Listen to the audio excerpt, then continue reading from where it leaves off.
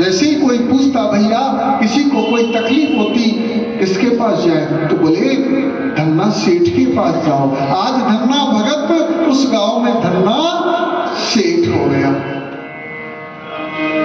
ये प्रभु की कृपा है। तो भगवान ने कहा पता नहीं कौन से गुण पर प्रभु रीझ जाते हैं। धन्ना की उस निश्चल भक्ति के आगे तो भगवान तो कब प्रसन्न हो जाए किसके ऊपर, तो उसके लिए कोई हमें विशेष अध्ययन की आवश्यकता नहीं, विशेष जप की, यज्ञ की, तप की आवश्यकता नहीं। भगवान तो ये कहते हैं निर्मल मन जन सो मोहि पावा और मोह कपट छल छिद्र न भावा।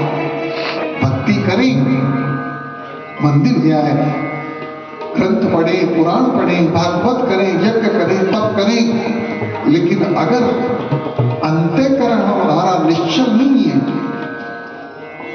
तो फिर प्रभु का प्रवेश नहीं हो सकता। भक्ति तो भगवान के आने से पहले भक्ति हमारे हृदय में विराजित होती है। जैसे किसी विशेष वीआईपी जब मंत्री, प्रधानमंत्री का जब दौरा होता है तो पहले उससे पहले अधिकारी, कलेक्टर वगैरह, एसडीएम वगैरह, डीएम वगैरह वहां पहुंचते, सारी व्यवस्थाओं का जायजा लेते हैं। तो जैसे ही हमने अगर भक्ति का स्वरूप धारण किया, भक्ति करने का जैसे ही हमने प्रपंच रचा, तो पहले भक्ति हमारे हृदय को आकर के देखती है और भक्ति जब हरी झंडी दिखाती है तब भगवान का प्रवेश होता है।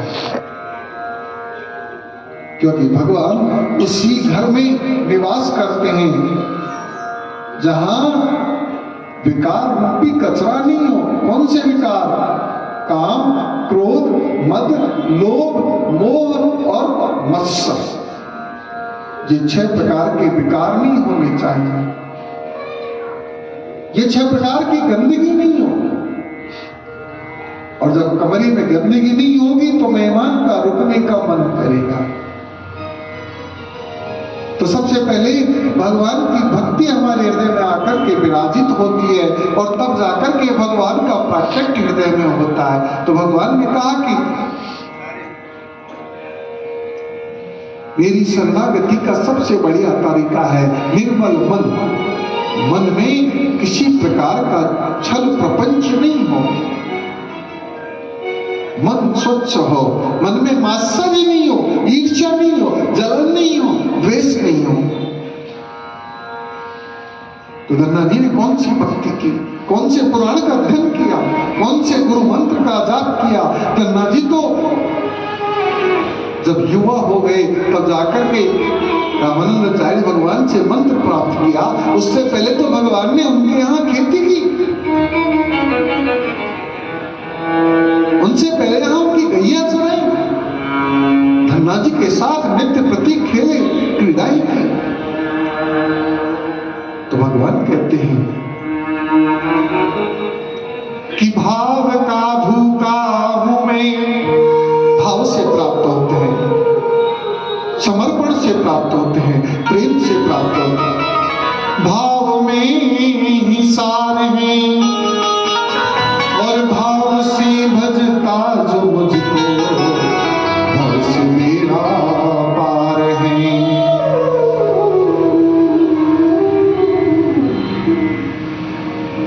ऐसे भगत हुए 63वें छंद में बहुत सुंदर वर्णन किया महादास जी ने कि भगवान ने, हम कहते हैं 24 अवतार धारण किए, शास्त्र कहते हैं 24 किए या 10 प्रमुख अवतार धारण किए। लेकिन जब भगवान के उन दिव्य चरित्रों को जब पढ़ते हैं तो भगवान ने 1 नहीं, 2 नहीं, 24 नहीं, हजारों बार अवतार धारण किया महाराज जी अपने भक्तों के लिए। अरे उन्होंने तो अपने भक्तों के लिए एक बार नाई तक बन गए। एक सेनाई का बहुत सुंदर प्रसंग भक्तमाल जी में वर्णित है। मध्य प्रदेश की